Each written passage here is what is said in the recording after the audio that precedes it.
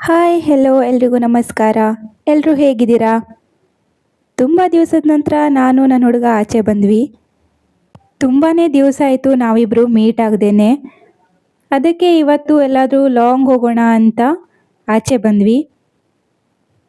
ಹಾಗೆಯೇ ಇವತ್ತು ನಾನು ಸ್ಯಾರಿನ ಹಾಕ್ಕೊಂಡು ಬಂದಿದ್ದೆ. ಹಾಗಾದರೆ ನಾವು ಎಲ್ಲಿಗೆ ಹೋಗಿದ್ವಿ, ನಾವು ಎಲ್ಲಿಗೆ ಹೋದ್ವಿ ಅಂತ ನೀವು ಈ ವಿಡಿಯೋದಲ್ಲಿ ನೋಡಿ. ಕೊನೆವರೆಗೂ ವಿಡಿಯೋನ ನೋಡಿ. ತುಂಬ ದಿವಸದ ನಂತರ ವಿಡಿಯೋ ಮಾಡ್ತಾ ಇದ್ದೀನಿ. ಚೆನ್ನಾಗಿ ಒಂದು ಪೋಸ್ ಕೊಡು ಅಂದರೆ ನೋಡಿ ಇವನು ಯಾವ ಥರ ಪೋಸ್ ಕೊಡ್ತಾನೆ ಅಂತ. ಇವತ್ತು ನಾವು ಬಂದಿದ್ದು ಗೋಕರ್ಣ. ಗೋಕರ್ಣದಲ್ಲಿ ಫೇಮಸ್ ಅಂದ್ರೇ ಅದು ಮಹಾಬಲೇಶ್ವರ ಟೆಂಪಲ್. ನಿಮಗೆಲ್ಲ ಕೂಡ ಈ ಟೆಂಪಲ್ ಬಗ್ಗೆ ಗೊತ್ತಿರುತ್ತೆ. ಇದರ ಬಗ್ಗೆ ಮತ್ತೆ ಹೇಳಬೇಕು ಅಂತ ಏನೂ ಇಲ್ಲ ಅಲ್ವಾ? ಯಾಕೆಂದರೆ ಇಲ್ಲಿ ಯಾವಾಗಲೂ ಕೂಡ ಜನ ಇರ್ತಾರೆ.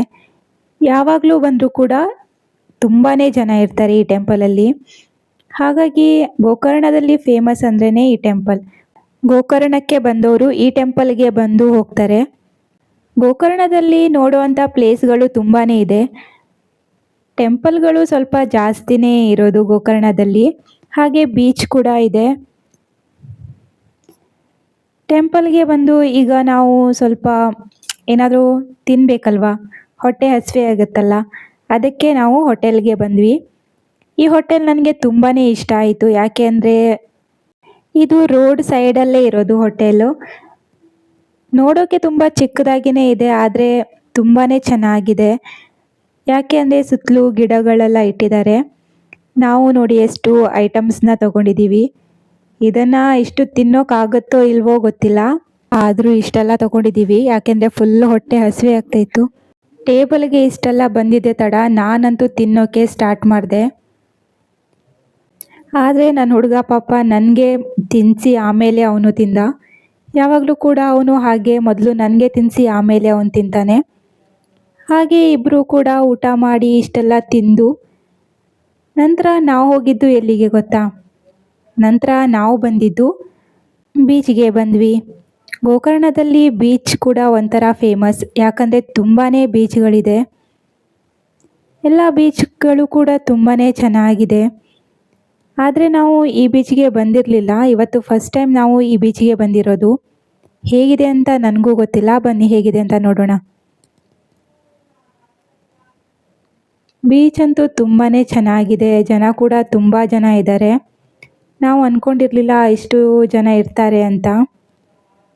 ತುಂಬಾ ಜನ ಇದ್ದಾರೆ. ಹಾಗೆ ಈ ಬೀಚ್ ನನಗೆ ತುಂಬಾ ಇಷ್ಟ ಆಯಿತು. ಯಾಕೆ ಅಂದರೆ ಇದು ನೀರು ತುಂಬಾ ಚೆನ್ನಾಗಿದೆ. ನೋಡಿ ಎಷ್ಟು ಚೆನ್ನಾಗಿ ಅಲೆಗಳೆಲ್ಲ ಎಷ್ಟು ಚೆನ್ನಾಗಿದೆ.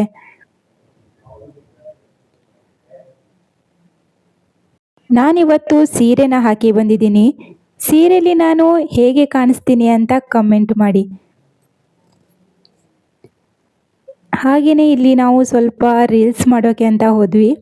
ಈ ಟ್ರೆಂಡಿಂಗ್ ರೀಲ್ಸ್ ಮಾಡೋಕ್ಕೆ ನಾವು ತುಂಬಾ ಟೇಕ್ ತೊಗೊಂಡ್ವಿ. ಯಾಕೆ ಅಂದರೆ ನೀರೇ ಬರ್ತಾ ಇರಲಿಲ್ಲ. ನೀರು ಬಂದರೂ ಅದು ಸರಿಯಾಗಿ ಆಗ್ತಾ ಇರಲಿಲ್ಲ. ಹಾಗೆಯೇ ತುಂಬ ಟೇಕ್ ತೊಗೊಂಡು ಫೈನಲಿ ಒಂದು ವಿಡಿಯೋನ ಮಾಡಿದ್ವಿ. ಹಾಗೆ ಸ್ವಲ್ಪ ವೀಡಿಯೋಸ್ನ ಮಾಡಿದ್ವಿ. ಒಂದು ವಿಡಿಯೋನ ಮಾಡೋಕ್ಕೆ ನಾವು ಎಷ್ಟು ಟೇಕ್ ತೊಗೊಳ್ತೀವಿ, ಯಾವ ಥರ ಎಲ್ಲ ವಿಡಿಯೋ ಮಾಡ್ತೀವಿ ಗೊತ್ತಾ? ಅದರಲ್ಲಿ ಚೆನ್ನಾಗಿರೋ ಒಂದು ವಿಡಿಯೋನ ತೊಗೊಂಡು ಎಡಿಟ್ನ ಮಾಡಿ ಅಪ್ಲೋಡ್ ಮಾಡ್ತೀವಿ. ಅದು ಕೂಡ ಅಷ್ಟು ಚೆನ್ನಾಗಿರಲ್ಲ. ಆದರೂ ಕೂಡ ನೀವು ನಮಗೆ ಸಪೋರ್ಟ್ ಮಾಡ್ತೀರಾ. ನೋಡಿ ಸ್ಟ್ಯಾಂಡ್ ಹಾಕಿ ನಾವು ವಿಡಿಯೋನ ಮಾಡ್ತೀವಿ. ಬೀಚಲ್ಲಿ ತುಂಬ ಜನ ಇದ್ದರು. ಆದರೂ ಕೂಡ ನಾವು ಎಲ್ಲ ಜನರ ಮಧ್ಯೆ ಸ್ಟ್ಯಾಂಡ್ನ ಇಟ್ಟು ವಿಡಿಯೋನ ಮಾಡಿದ್ವಿ. ಬೀಚಲ್ಲಿ ಫುಲ್ ಅಂದರೆ ಫುಲ್ ಜನ ಇದ್ದರು. ಬೀಚ್ ಕೂಡ ತುಂಬ ಚೆನ್ನಾಗಿದೆ.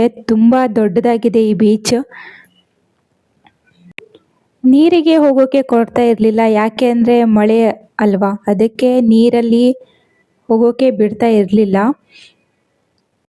ಬೀಚಲ್ಲಿ ಸೀರೆನ ಮೇಂಟೈನ್ ಮಾಡೋದು ತುಂಬಾ ಕಷ್ಟ. ಆಗ್ತಾ ಇರಲಿಲ್ಲ. ನನಗೆ ಸೀರೆನ ಹಾಕಿ ಅಭ್ಯಾಸ ಇಲ್ಲ. ಹೇಗೋ ಮಾಡಿ ಮೇಂಟೈನ್ ಮಾಡ್ತಾ ಇದ್ದೀನಿ. ಸ್ವಲ್ಪ ವೀಡಿಯೋಸ್ನ ಮಾಡ್ಕೊಂಡ್ವಿ ನಾವು. ಇದನ್ನು ಎಡಿಟ್ ಮಾಡಿ ಅಪ್ಲೋಡ್ ಮಾಡ್ತೀವಿ. ಅದನ್ನು ನೋಡಿ ಹೇಗಿದೆ ಅಂತ ಕಮೆಂಟ್ ಮಾಡಿ.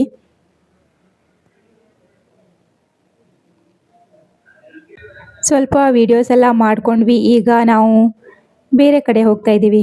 ಬೇರೆ ಕಡೆ ಅಂದರೆ ಎಲ್ಲಿ ಗೊತ್ತಾ, ತೋರಿಸ್ತೀನಿ.